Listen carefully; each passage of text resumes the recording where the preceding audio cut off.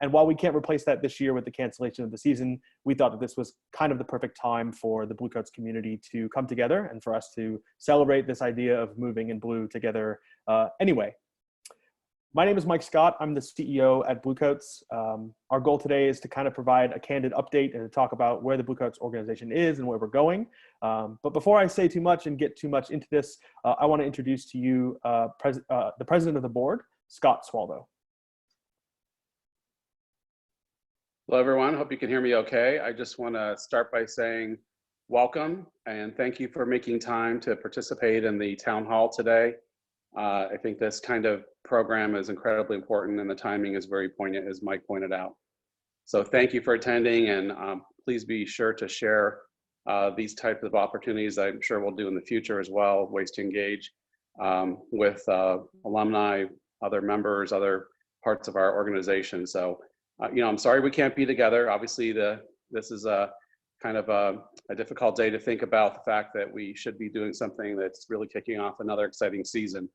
So we all share that disappointment, and but I think it's important that we're all adjusting to our new reality and we're moving forward. And things like this give us an opportunity to interact with each other, to get updated, and to stay engaged, which I'll talk about at the end.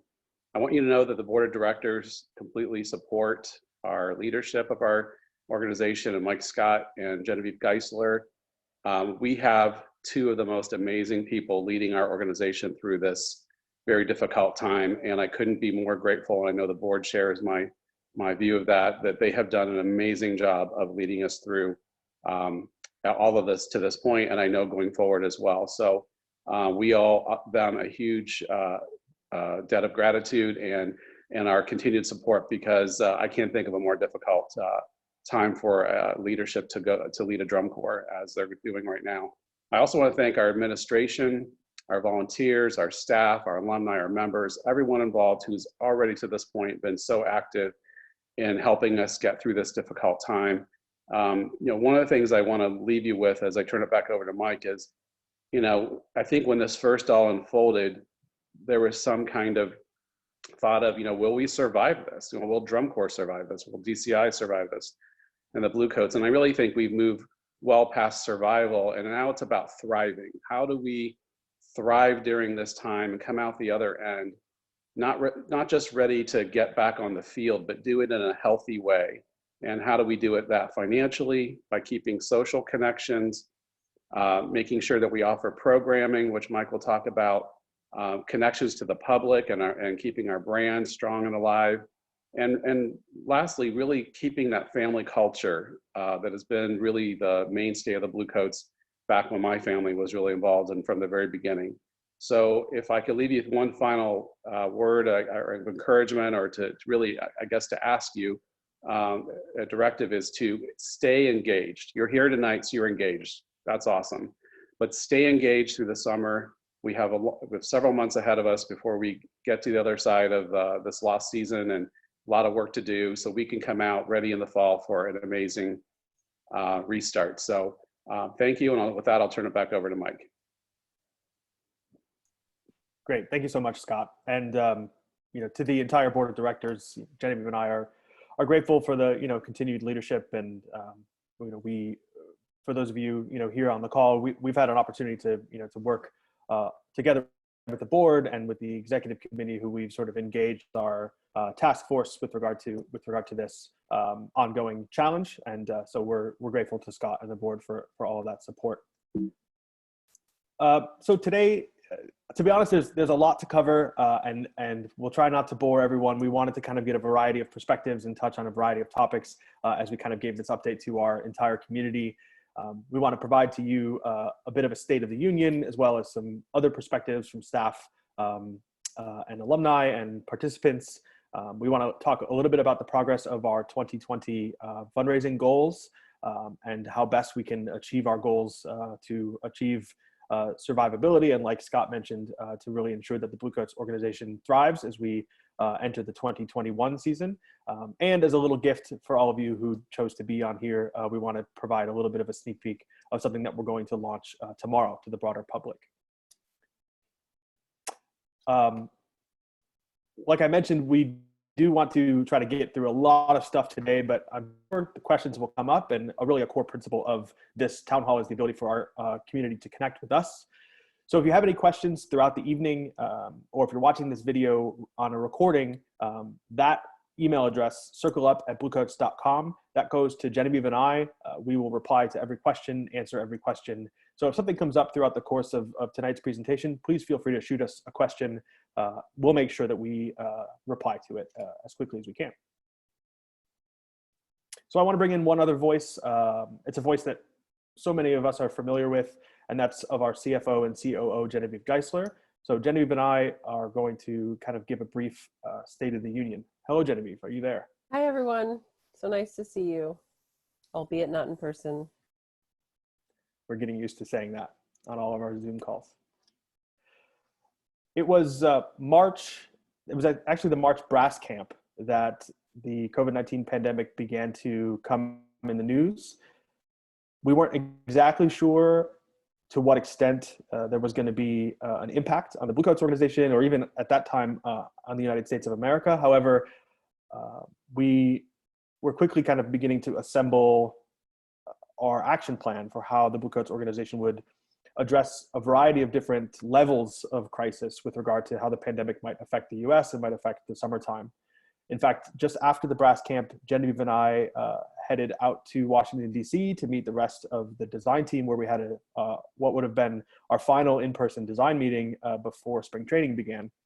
And it was as we were leaving Washington, D.C. that the city was actually shut down, and the Capitol building was shut down from public tours. So just in the course of those 4 days over brass camp, the situation really evolved quickly. And I'm sure all of you can sort of, sympathize with that, as that weekend was a pretty big weekend for everybody with regard to the news and the headlines. But a big part of what Genevieve and I assembled at that time, and really this was due in large part to the fact that Genevieve has a public health background, and that she was perhaps more than anyone aware of how quickly the situation could evolve. We assembled a set of principles that would kind of become our overriding operating system as we made decisions with regard to how the organization was going to react both in the near term and in the long term to the ongoing crisis. So those principles are up here on the screen, of course. As always, the health, wellness, and safety of our entire constituency, whether that's our students or our staff, our fans, those that attend our events, that was, of course, our overriding and number one principle at all times.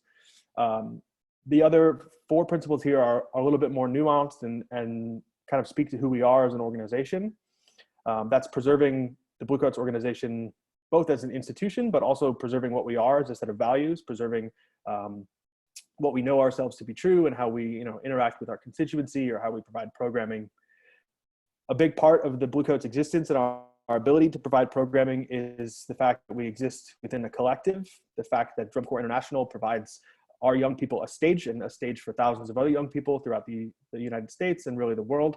So doing our part as a citizen of DCI and a citizen of the collective to preserve that idea. There are people at the Bluecoats organization who rely on our organization and their employment at our organization for health insurance coverage. So as we were entering perhaps the biggest public health crisis that any of us have seen, and hopefully will see in our lifetime, a principle was maintaining those individuals' health insurance and ensuring that when we couldn't continue to provide coverage, that we could find coverage for them. And fortunately, we were able to do that for those people that rely on health insurance, and have continued to be able to do that. And lastly, maintain the wages for as many people as possible for as long as possible, and trying our best to prioritize that wage maintenance for those that need it most, and for those who rely on the Bluecoats organization most for those wages. We felt that these principles would kind of help us make some decisions and help us, choose which thing to grapple with next. Genevieve, I don't know if you want to expound on this at all. No, I think that's a great point. This is just something we kind of came up with in the beginning because there was so much information coming at us at once and so many really difficult decisions to be made at once. I think it really helped us to develop this set of principles and to use it, when we're deciding what to do, to come back to it and, do our best to let these be, the reason why when we make certain decisions, because a lot of the things we had to do were deciding between one thing or another. So I think for me personally, I think for both of us, it was a really, and for the organization, I think it was a really good way to, ground our decisions in something that, maintained, we could be proud of, to maintain the Bluecoats sort of organization and values. So I think it's been a really good way of managing this big crisis. Yeah, one of the tough. I'm glad you said it that way, Jenny, because one of the tough things about a crisis like this is that our job is often to maintain things and to grow things and to make and expand things. And so many of the decisions that are made in a crisis like this are what to get rid of next, or what to shrink, or what to ignore. And so having these principles kind of helps you determine, in what order those things. What are the Bluecoats?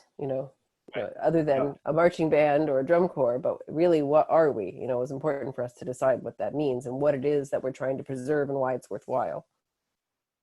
Absolutely. So there's a variety of different types of people on the call today. Some of you, in fact, I'm seeing lots of familiar faces that are members of the 2020 Drum Corps. So you've been on lots of Zoom calls with us. Some of you might be fans or donors that haven't been yet on any sort of call like this. Our alumni participated in a sort of all hands on deck webinar a couple of months ago. Seems like a couple of years ago now. So everyone has kind of had a variety of different interactions with where the Bluecoats organization is relative to the crisis. So for those of you who haven't yet heard us address this question, this might be a question that's sort of at the front of your mind, and that is, what exactly does a canceled season mean for the Bluecoats organization, financially, operationally, etc.? Well, of course, the first thing, at least in my job and Genevieve's job, to think about is what about the money that comes in the door that allows us to operate programming, that allows us to keep the organization alive. What you're seeing on your screen here, this is a typical year's worth of revenue for the Bluecoats organization, broken down by the source of that revenue. Charitable gaming, that's our bingo operation. In-kind contributions, those are donations that we receive, variety of things, whether it's someone who donated muffins all the way to our sponsors who provide us in-kind support with costuming and other types of equipment. You'll see contributions there. Merchandising sales, of course, everybody loves Bluecoats t-shirts. Equipment sales, that's the sale of our horns and instruments and other types of things. And events and rentals, that's everything from rentals to our bingo hall to the major events that we put on in the summertime, like the Tour of Champions show in Akron. This is sort of, you add all those things up and you receive 100% of our fundraising dollars in any given year, and we use that money to operate our programming. When you take away a season, a Bluecoats organization, an organization like the Bluecoats, relies heavily on these revenues coming from during the season and leveraging our season and the existence of the Drum Corps to raise those monies. So with the cancellation of the season and the indefinite closure of bingo, that pie chart looks like this. Of course, events and rentals disappear because we're no longer operating events. Our bingo hall has been closed. Charitable gaming and our bingo game goes away. The in-kind contributions that come from us operating the core and maintaining those sponsor relationships and moms baking cookies and donating, those things disappear. Our merchandise sales all but disappear, although we can talk a little bit about how we're having a little success with our online sales. But the thousands of t-shirts that we sell all over the United States in person in summer, of course, goes away. So the pie chart, of course, illustrates just how massive a challenge financially the cancellation of a season brings upon an organization like Bluecoats, especially one that relies so heavily on our programming being active. So as we navigate the challenge, of course, one of the things that's forefront on our mind is our ability to continue to operate in a way that is financially stable, in a way that allows us to weather the storm, to maintain and meet the liabilities we have with regard to the refunds that we owe our constituency, and to preserve the organization until we're able to operate another season in 2021. So how do we go about addressing that challenge, both the financial one and the operational one, which we'll talk about a little bit more? Well, there are a number of programs, of course, that you have been hearing about in the news quite a lot. There's the Payroll Protection Program loans offered by the CARES Act. It was passed by the U.S. Congress. Fortunately, we've been able to receive funding via the PPP program. There's also this thing you might have heard, the EIDL loan program, that's run by the Small Business Administration. That's the Economic Injury Disaster Loan, which allows you to take out a loan from the federal government that helps you, cover the costs of the economic damage. We implemented a plan that protects our cash position. What that means is there's a lot of money to be spent on fulfilling the refunds that we have to pay back when the season's canceled. So whether those are program fee refunds or tickets that were purchased for one of our shows that we operate, or tickets that were purchased for a show that we sell, for instance, Bluecoats block at the Atlanta Regional. Those refunds are, of course, money that we must spend and money that we want to spend in order to make our constituents whole. But at the same time, we have to work hard to protect our cash position so that we're, protecting our cash flows and able to, survive operating the organization for as many months as necessary before money can start coming back in the door. I mentioned the refunds that are owed. That requires a pretty extensive infrastructure in order to operate. We built 2 websites that help facilitate the program and that catalog and track all the refunds throughout the refund process. Of course, a lot of the program fee related refunds that are made, Genevieve can expound upon this, but they're not made in just one payment generally. So any one student might have made several, I would say, up to 6 or more. I'm not sure, Genevieve, but each one of those, is a distinct refund that has to be made back. Well, 6 is not a record, but that'd be about anywhere between 1 and 6 to 8 payments, usually 3 or 4, because people pay in installments. So those of you who are members, I am about 60 or 70% done. So I hope to have it done within the next 2 weeks. So if you haven't gotten it yet, I'm working on it. I'm doing my best. So, but it is coming. And while navigating sort of the administrative elements of all of that, and, dozens, if not hundreds, if not thousands of transactions, there's also, like I mentioned in the previous bullet, the cash position considerations to be made while those refunds are taking place. Of course, like everyone in the US, we took dramatic steps to stop our spending. We combed through credit card reports and found monthly recurring expenses, and we stopped payment and stopped work on things that would have already been in process for the 2020 season. And we turned the thermostats down in our building, and we did all of the things that you do to tighten the belt and to ensure that we're stopping money going out the door.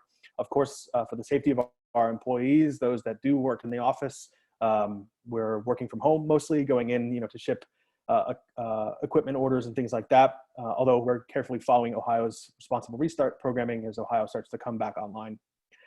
And we reprioritized the revenue programs that remained, like our Yamaha sale and equipment sales and other things like that. Genevieve mentioned she's about 60 to 70% done. This is where we're at. We have just over $300,000 in refund obligations to be made, and so those have been made very carefully. You'll notice there's 3 colors here. The blue is the refunds that are still yet to go. I would say that's $150,000. Getting smaller. It's about $150,000 remaining in refunds. The red is the refunds that we have completed. That's money out the door that we've sent back to our constituents. And the gold there are donations that we've processed. So dozens of our supporters and students and parents and all sorts of people have donated or made donations of all or part of the money that was owed to them back to the organization. So of course, that is a refund that we don't have to process, and that's a donation, a tax-deductible donation made to the organization. So this amounts really to the single largest financial liability and one of the hardest operational challenges we've really ever faced as an organization. And currently, it's kind of our #1 project with regard to making our constituents whole. So this is where we're at in that process. So what are our next steps then? Like I mentioned, we have been able to take advantage of the payroll protection plan loan that was made, that was dispersed by the federal government, but we are still waiting on more word from our EIDL funding. This EIDL funding is extraordinarily important. It can go a long way in helping to finance the refund obligation and to keep some important working capital in the bank while we operate the organization on bare bones between now and when bingo can reopen, or between now and when we can begin 2021 programming. The remainder of, like I mentioned, the remainder of our refund obligation It will require the use of that EIDL funding. And in addition, some combination of the access to credit and other reserves and financial resources we have as an organization. So that's kind of next on our docket, is making sure we're continuing to strategize that in a really effective way. Some good news, that payroll protection plan money that I mentioned, it has allowed us to increase the human resources that are available to us. So we're able to direct some of those human resources back into our fundraising and sales operations. So that's very helpful at this time. And as we'll talk about here in a second, the success of our fundraising campaign that we're currently running and which has seen an enormous amount of success so far, is really important to us being able to, to continue to maintain the success that we're finding now, and maintain the, kind of keep on this strategic plan that we're operating under. But putting all that boring stuff aside, what we're doing financially and federal funding and, the refund obligation and liabilities and all that, we mentioned that a big part of our goal is to maintain the Bluecoats organization as a set of values, maintain the vision and the mission that we have. And so that's taking the programming that exists and pivoting it in a way that continues to provide programming to the constituency that expects it, and continuing to be a leader, whether that's pedagogically or artistically, that we always expect ourselves to. There's some programming that has been largely unaffected, or that at least can continue to happen really effectively remotely. Just before our cancellation of the season, we launched a really exciting project called the Bluecoats Brass Podcast. That's produced primarily by Bob Cresty and the rest of the brass staff, educational staff.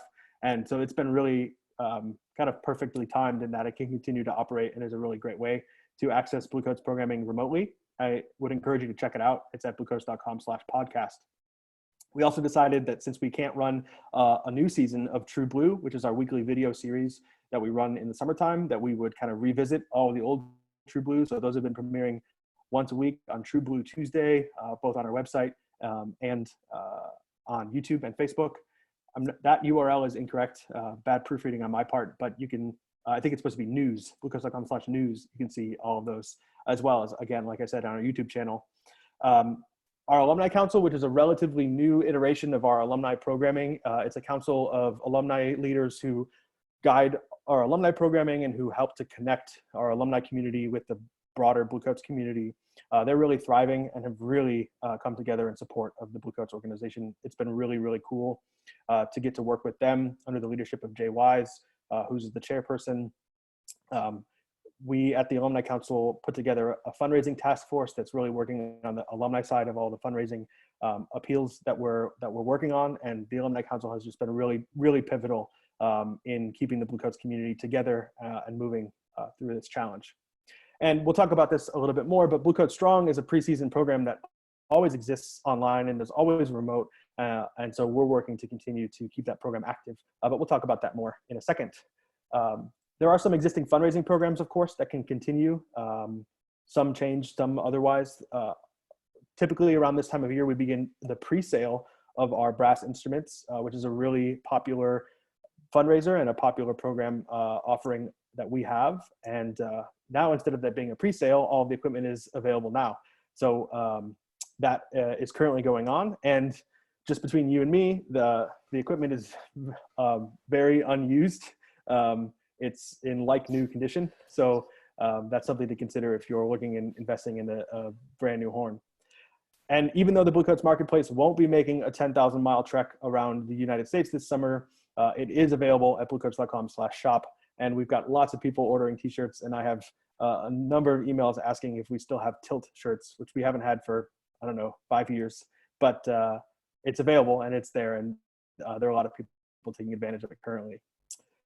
And we're working hard at keeping our promise. And it's one of the kind of the core promises that the Bluecoats organization makes each year. And that's providing an experience that we're proud to put our name on, that we like to call the Bluecoats experience. So it's not something that you should hear from me entirely, but I will just give you kind of a 10,000 or a mile high view of the program before I introduce our next guest. But one of the first questions that we really had to ask ourselves is, how are we going to live up to the promise of a Bluecoats experience without the summer tour? Our answer is kind of a 3-part program that we've assembled. Collectively, we're calling it Bluecoats in the Cloud. on the one hand, we're maintaining our Bluecoats Strong programming, which typically is a program that exists only in the preseason and is facilitated primarily on Facebook. But it's a collection of our efforts, our medical team efforts, and a partnership that we have with an amazing organization called Marching Health. So we're continuing to operate that wellness programming and putting resources into the Bluecoats Strong programming, and maintaining an active relationship with Marching Health to ensure that we're operating the physical health programming that we normally do, as well as mental and social programming that, we're all learning, I think, just how important protecting our own mental health is at a time when society has changed so quickly. Secondarily, we're operating a camp every single month online called Camp in the Cloud, providing some continuing education opportunity, putting together some really cool guest speaker opportunities for our students, and operating those once a month throughout what would have been the summer season. And we're also operating a social programming that we're calling Bluecoats Connect, and very appropriately has been handled primarily and organized primarily by the student leadership and by the students themselves, which we felt was kind of the best way to do this. And to be honest, they felt that way too. And that's simply because the social programming that, our students do in the summertime is, it's very organic and it's handled by them mostly. So in order to kind of talk about the entire Bluecoats Cloud programming, but from a student perspective, rather than me and my boring self, I want to introduce to you Nick Kneiper. Nick is drum major of the 2020 Bluecoats, hopefully the drum major of the 2021 Bluecoats, we'll see. And Nick has done a fantastic job in coordinating the leadership throughout kind of the planning of both the Bluecoats Connect social programming, but also just being there for the drum corps as we transition from the 2020 Bluecoats to Bluecoats in the Cloud. So Nick, take it away. Yeah, thanks for the introduction, Mike. Thank you all for showing up. It's great to scroll through the Zoom feed and just see all the fans and alumni and members' faces. So thanks for coming out. Yeah, so I'd like to just talk a little bit about the two programs that the student leadership have started, the Bluecoats Connect and then the Bluecoats Strong virtual component. So pretty soon after the season was canceled, the student leadership and we all got on a Zoom call and we just started talking about what are different ways that we can continue to interact as a drum corps from all of our computer screens in our living rooms and such. And so, I mean, with their help, we came up with a pretty exhaustive list of just ways that we can interact kind of for fun, but then also ways that we can continue to be active and fit and healthy. And so the program that we call Bluecoats Connect is every Wednesday night at 8 o'clock Eastern. We all call in. There's a dedicated Zoom link that we have.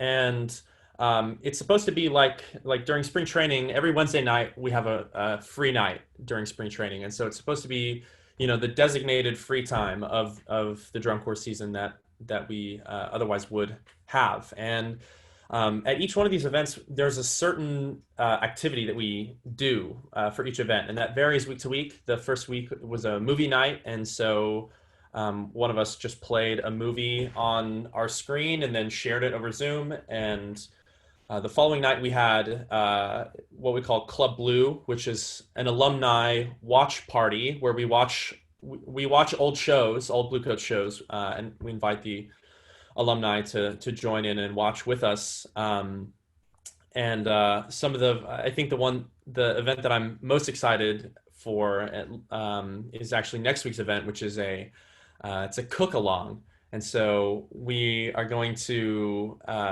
within the next couple of days, send out an ingredients list to the members, and they go and pick up a couple basic things from the store. And then next Wednesday night, we'll all call in, and there's one person doing it, kind of leading, here it is, here's what you're going to cook, cooking show style. So I think that's going to be a whole lot of fun. And so in addition to the Bluecoats Connect, we also had the Bluecoats Strong, the fitness element. And so that one was, I think, actually a little bit easier to put together because of the help that we had with Marching Health, as Mike talked about. And so every Saturday morning, there's another different dedicated Zoom link, and we call in, and we've had two of those so far. We had an exercise class with Dr. Elliot Cleveland, the owner of Marching Health, and then last week we had a dance class with our color guard captain. And some of the upcoming events are more just kind of general exercise classes, but then there's a yoga class this weekend and some more dance classes in different styles of dance in the future. And yeah, I mean, it's been just a ton of fun working with the leadership team and kind of going through that whole problem solving process with them for this whole process. But then it's also just been great to continue to interact with the members. Every single week, I know that I can tune in Wednesday nights and Saturday mornings and see some familiar faces and also some faces that I'm still getting to know. The last camp that we had was only the brass, and so I haven't seen the color guard or percussion since January, and so I'm getting a chance to get to know those sections a little bit more every week because more people will join in regularly, and I'll see some people at their first events. But yeah, the members have really they've enjoyed the events. I remember at some of the first couple Bluecoats Connect events, I remember hearing some of the members said that they were just waiting all day so that they could call in because they were just so excited to have anything to do in the middle of the quarantine. So yeah, it's been great, and I think the best part for me is just that it makes me happy to know that we can still be the Bluecoats family together, even though the Bluecoats show isn't happening this summer. And that's, whether it's through the Bluecoats Connect events or hearing the section leaders talk about how they're interacting in their sections. I can see the family connection that makes the Bluecoats is still here. And I think that's just pretty amazing. It doesn't seem like that's going to go anywhere. So yeah, that's all I've got, Mike. Thanks, Nick. Yeah, as we were kind of talking about, well, if you get rid of the drum corps, what's left to the program?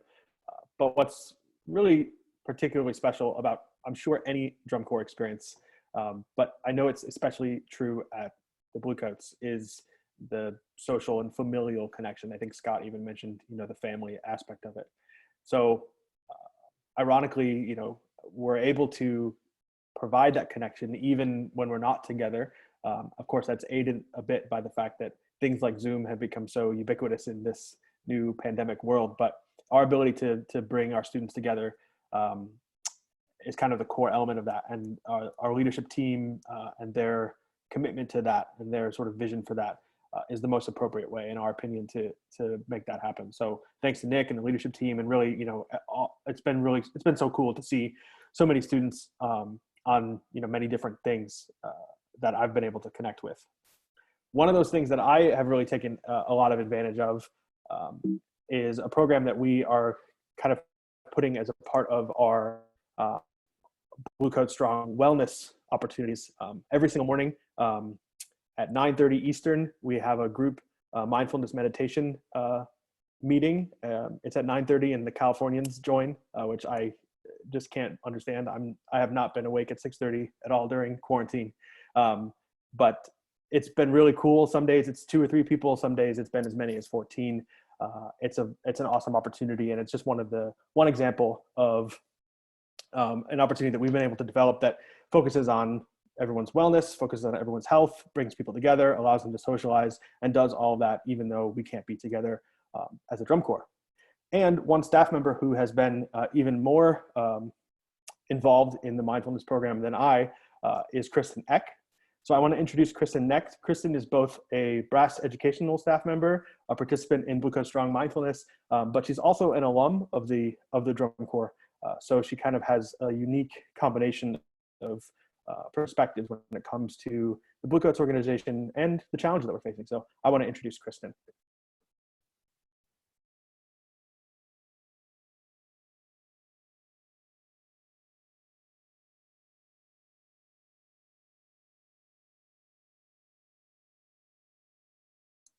That was my fault, Kristen. There you go.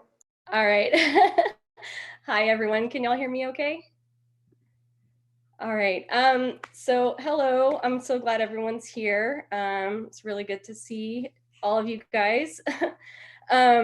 So yeah, it's been kind of an interesting perspective for sure, as a staff member and as an alumni.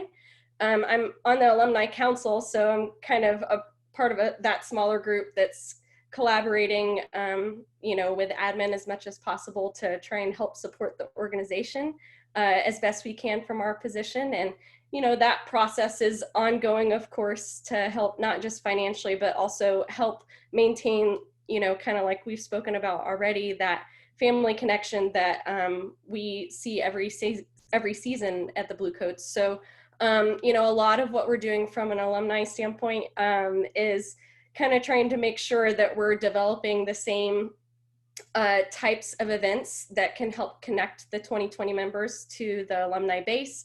The Club Blue is a really great platform for that. It's been really fun to see the past shows, and everyone gets to vote, and people that march those shows actually get to talk about it, and we get some insider input maybe on things that we didn't know about the history of the drum corps. So that's been really meaningful and really cool.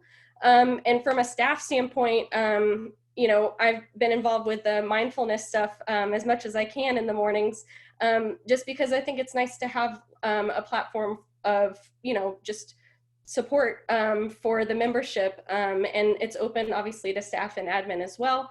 Like Mike said, the group kind of varies from day to day. It's kind of a no obligation thing, but we meet in the morning and have a little 10 to 15 minute window for each of us to have our own mindfulness moment, whether it's just sitting quietly or maybe doing a guided meditation. We get to chat afterward. And so that's been really cool too.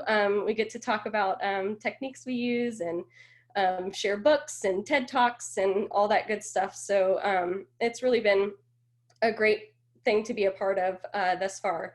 I've also tried to get involved with some of the fitness stuff that Nick talked about and all of that too. I'm not a good dancer, but it's nice to be able to get involved with the membership in a way that we maybe wouldn't have been able to this summer otherwise. So hopefully getting to continue building those connections with the membership. We did also do the April Camp in the Cloud. From a musical standpoint, brass specifically, the podcast is going on, and we're also trying to continue just keeping an open platform for our students. So we provided private lessons on Sunday after that April Camp in the Cloud, and that was really a nice experience because we got to work on material that we wouldn't normally get to work on. I got to work on a horn concerto with one of my students and work with a trumpet player that was working on his jury at the time. So it's just been really meaningful to get to kind of pivot the programming in that way and watch as all of these entities, student leadership, staff, alumni, the drum corps community as a whole kind of rallies around and make sure that we're able to offer something that can help develop our membership and help provide something that, is going to be helpful for all of us in this period of time. So I'm just thankful to get to be a part of it. Well, thanks, Kristen. There's a lot of things that are upsetting about this, challenge. But to be honest, I'm really thankful for just the community that we've sort of seen. It hasn't necessarily come out of the woodwork. It's more just been there all the time and has just grown so much stronger, even though there's the physical barriers. It's been so cool. And like I mentioned, whether it's the alumni council, the alumni community itself, whether it's the student leadership or our staff. You know, at every turn, there's been just an outstretched hand, and it's been so incredible. It's been really great. And that has come, to be honest, it's come from, you know, like you mentioned, our entire community and the broader drum corps fandom, if we want to call them that. There's all of these really cool programs happening here that's kind of part of our programming pivot, especially for the programs that existed at the drum corps and the students that were going to be in the drum corps. But perhaps the biggest question that the entire community has, of course, is, you know, what about your financial recovery? And our community has been enormously supportive in our financial recovery as well. So like I mentioned, you know, we have hundreds of thousands of dollars in refunds to be made, and there's a whole plethora of challenges in operating an organization through all this. When the crisis first hit, we, of course, immediately began to appeal to our community in the hopes that they would be able to help us on the road to our recovery. And boy, they have really, really helped. It's been incredible seeing the financial support that just came pouring in from day one. Our challenge is big, and our goals are you know, rise to meet that challenge. But just so far, the support that we've seen from our organization has been incredible. Speaking of the Alumni Council and all that they've done, the Alumni Council, of course, immediately called me up and said, how can we help? And we put together a really incredible campaign that was all alumni led. And we had dozens, maybe even 100 or so alumni all create their own individual Facebook campaigns, all of which supported the Bluecoats organization. This is a graph of all of those contributions made over time from the day it started on March 26th all the way through April 26th. And this doesn't even count any donations that have come in since then.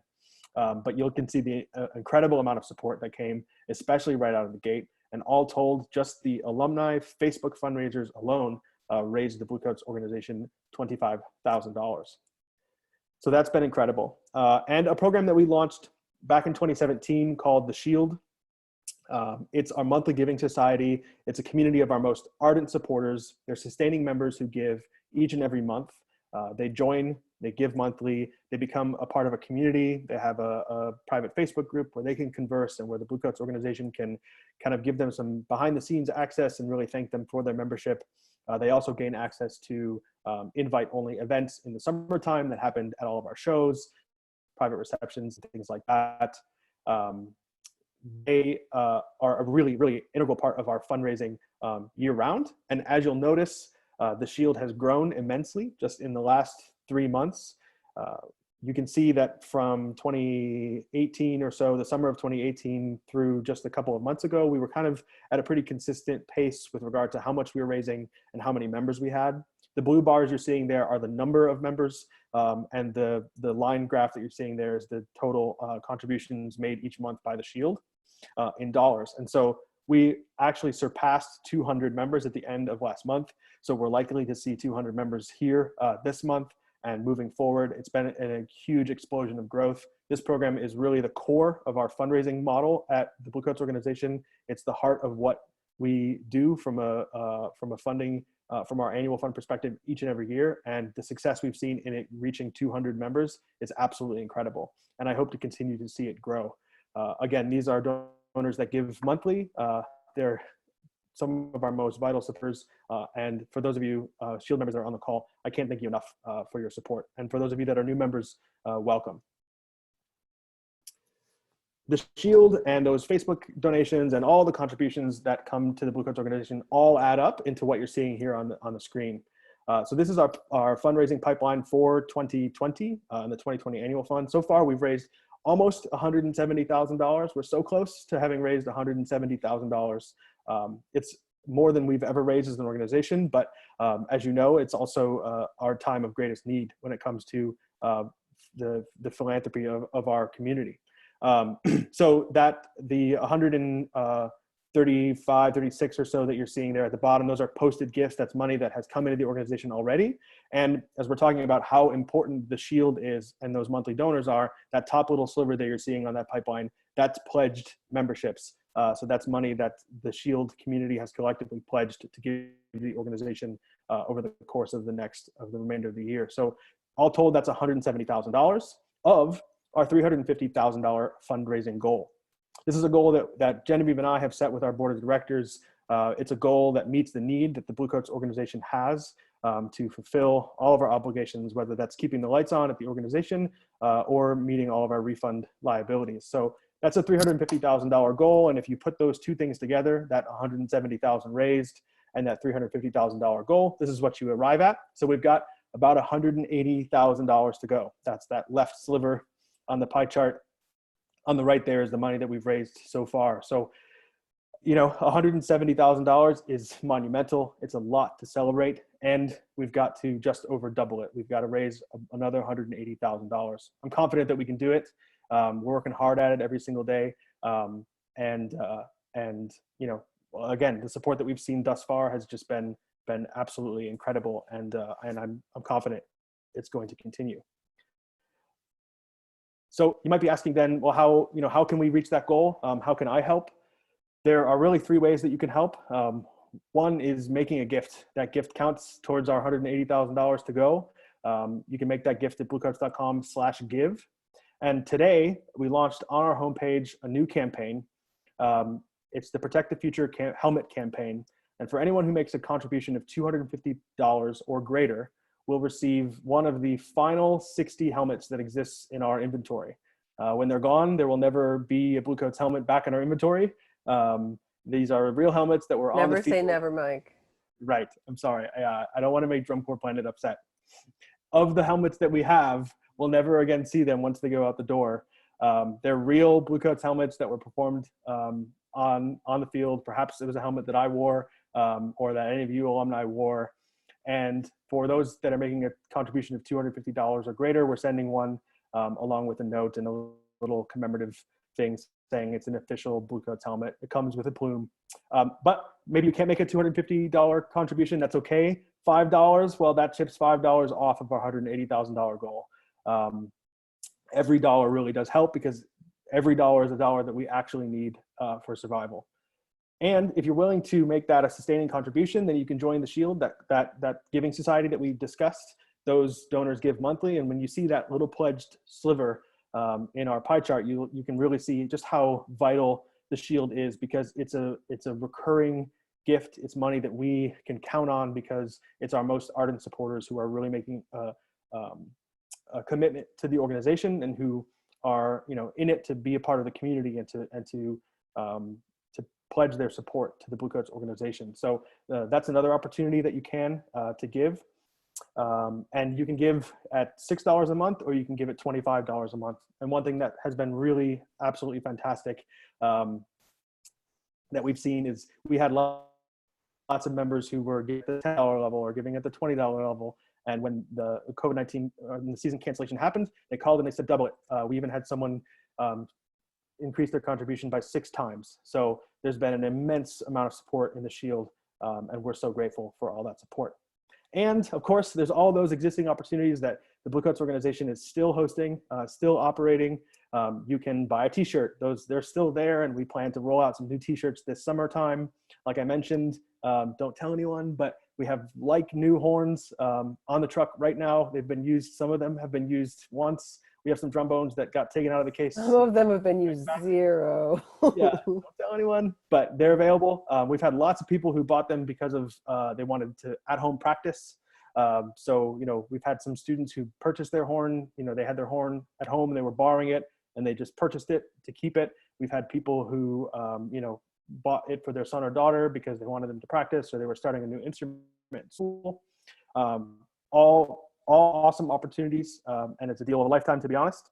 And we also have lots of equipment that we're no longer using, whether that's flag silks or rifles, sabers, old costumes. Honestly, they're all really, really popular right now, and they're all available for sale at bluecoats.com/equipment. Genevieve, did I miss anything? I don't think so. All right, well, we're coming up on an hour, but we've had throughout the course of the evening about 200 people come in and out of the call, and that's really fantastic.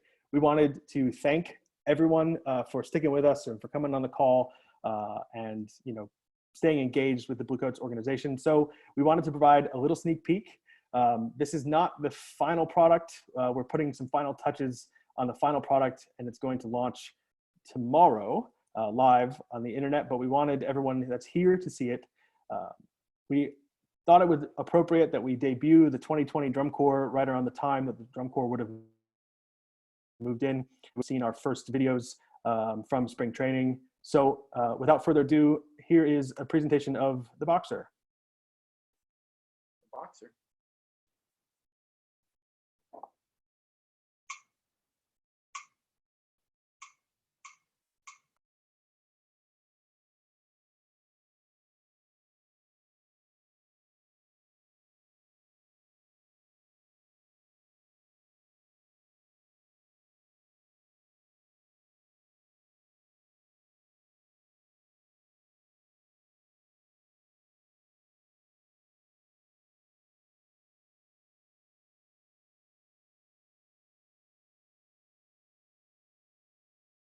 Okay, can anyone hear it? I'm just sitting here jamming out all by myself to the Boxer. Cool. Worst video ever. Hold, please. Leave it to the Bluecoats to have audio issues. Yeah, I'm sure something's not plugged in. You know, I could have tested this. Boxer.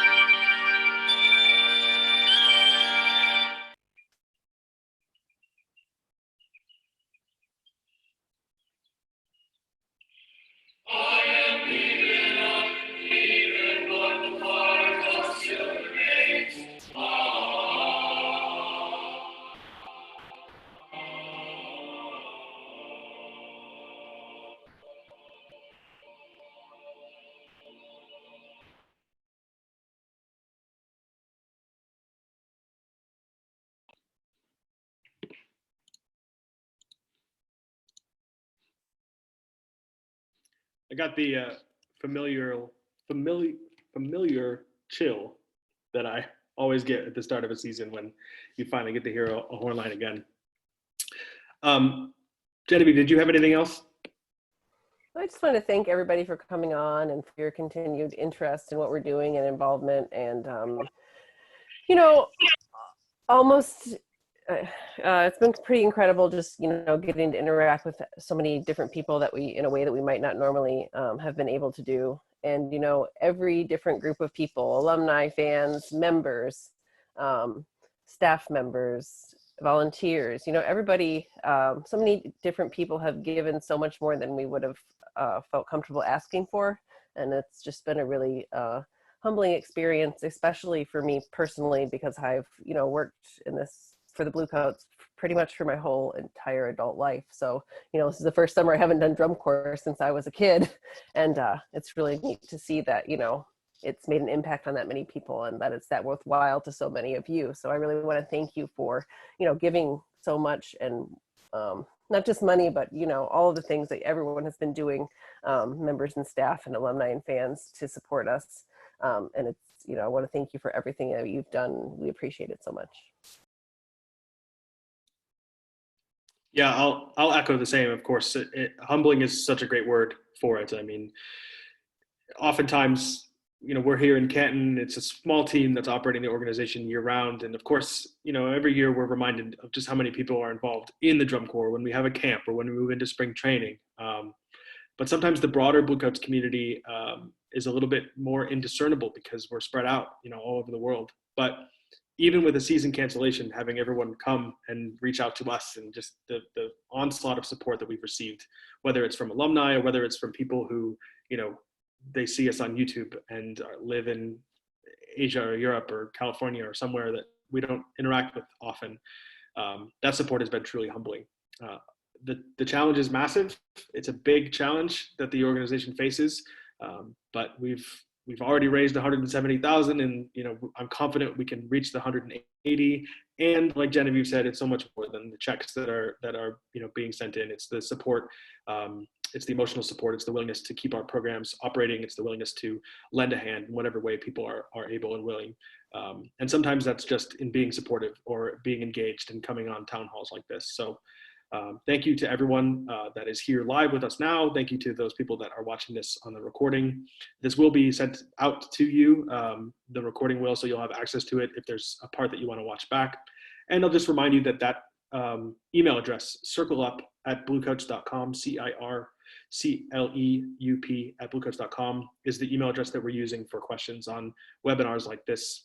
Please shoot us an email, and Genevieve and I will be happy to get back with you and answer your question the best that we can. This is your chance to personally email us and get an answer. This is your chance. So thank you so much for your support. Again, I would encourage you to go to bluecoats.com and check out other ways that you can support the organization. We're grateful for every dollar or every minute spent in support of our mission and our programming. So thank you so much. Everyone have a great night and enjoy your weekend.